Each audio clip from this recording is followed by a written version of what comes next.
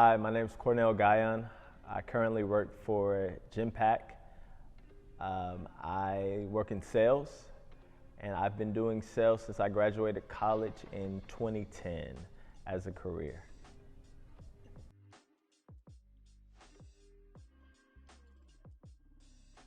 Genpak, we are a manufacturing company. We manufacture, my boss says it best, we manufacture trash.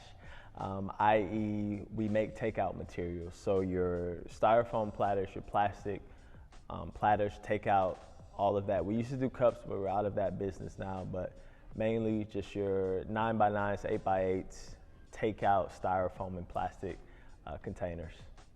I sell those containers to distributors who in turn sell them to actual restaurants, or they sell them to eateries, just depending on the distribution. A lot of times we go straight to end users, what we call restaurants, but that's usually on a corporate or national level. So some of our customers include Wingstop. Here in Houston, Gloria's is a customer. So we usually work out deals with them and then push it through the distributors that we work with. So some of the distributors might be Cisco, US Foods, in Texas, Benny Keith, Performance Food Group. So distributors like that, yeah.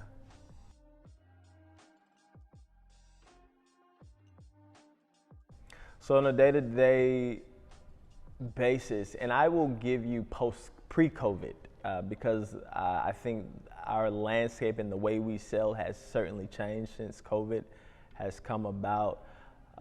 Typically, day to day, I'll go week to week.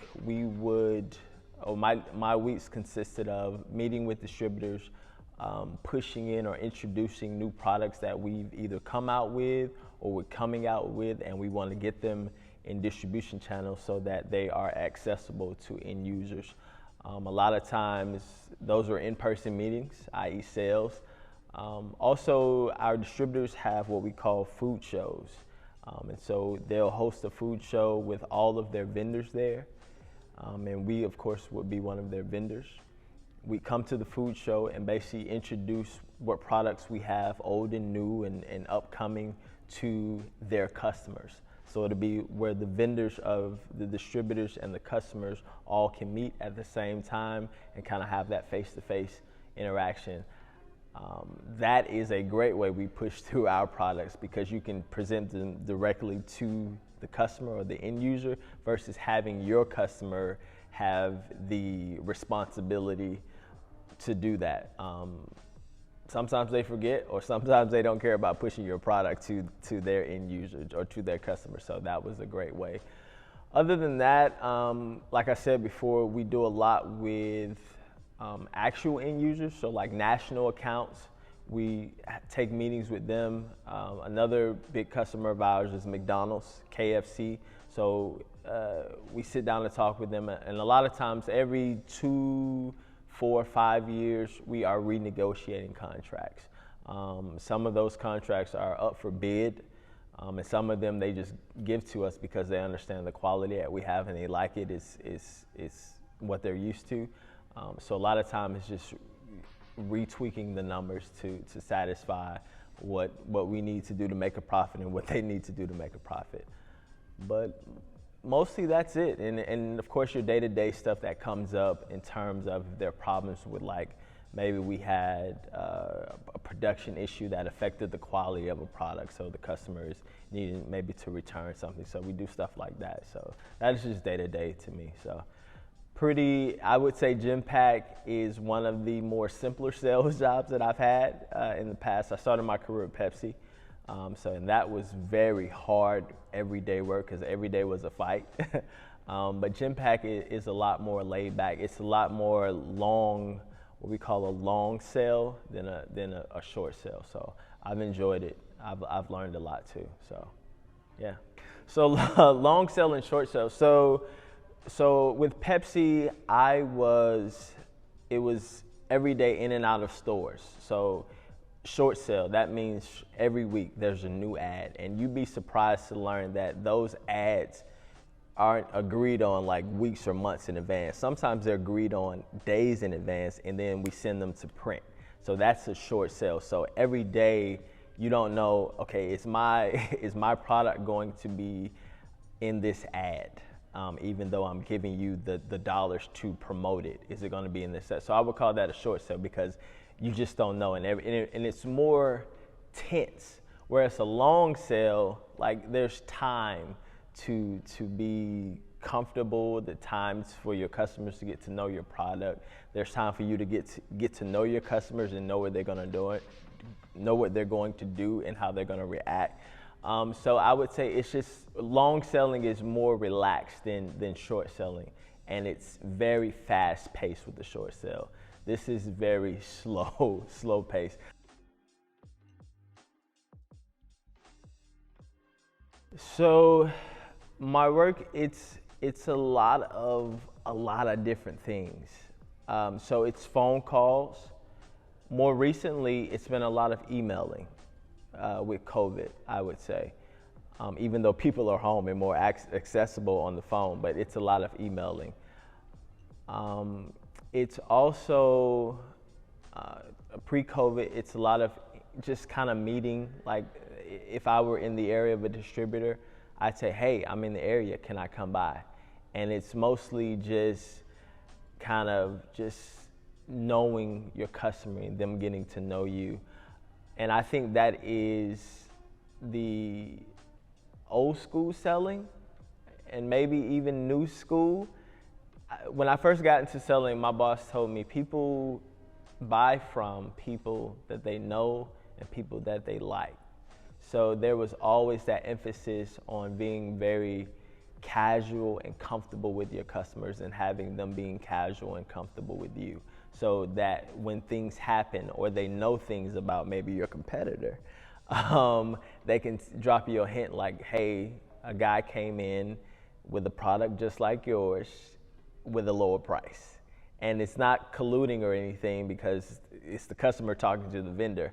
But so you definitely want to, I think a lot of it, going back to your question, is making sure you're building those relationships, and the relationships that you have built, that you're supporting and strengthening those bonds.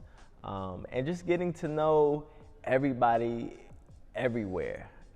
Sales to me is just a big old network. You even know your competitors. Like, especially in this business, like I know my competitors and I'm friendly with some of them. You know what I'm saying? We don't share company information, but we are friendly. Like we'll tell each other what's going on with like maybe a vendor, or a customer that we share. But I mean, everybody's out here trying to win. So, and we're using all of our assets, all of our networks to do that. So, yeah.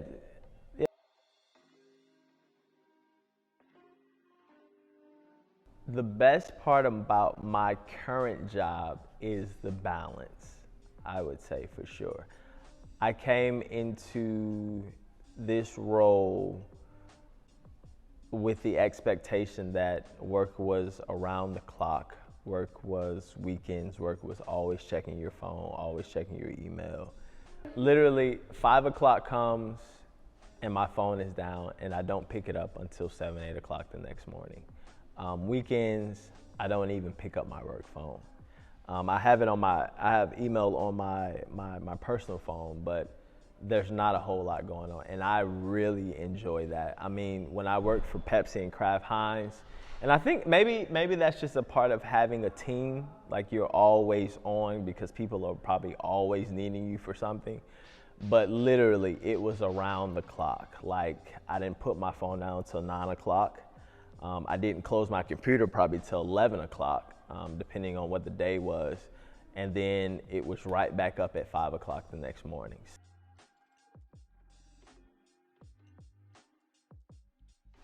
There is no worst part of my job. I want to keep my job. I think so. Truthfully and honestly, and this is like an open secret right now, we are post-COVID. We are an essential company because of what we provide to the economy, right? With that, demand is high. and what we have to offer is low. So supply and demand are not equaling out right now. So right now, I am not doing a whole lot of selling because guess what? I don't have much to sell. Saying no right now to customers and prospective customers is probably the worst part of my job right now. I hate it. I hate it. And every day or every time I talk to my boss or his boss and they say, how you doing? And I tell them, I'm tired of telling people no.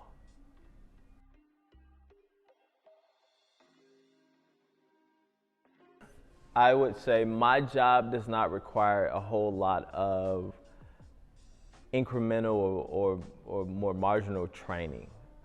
I'll say that. For me, as a young black dude, or I'm not as young anymore, but as a younger black dude, I understood. So right now, out of all of the salespeople we have at Genpak, I'm the only black person, period, male or female, right?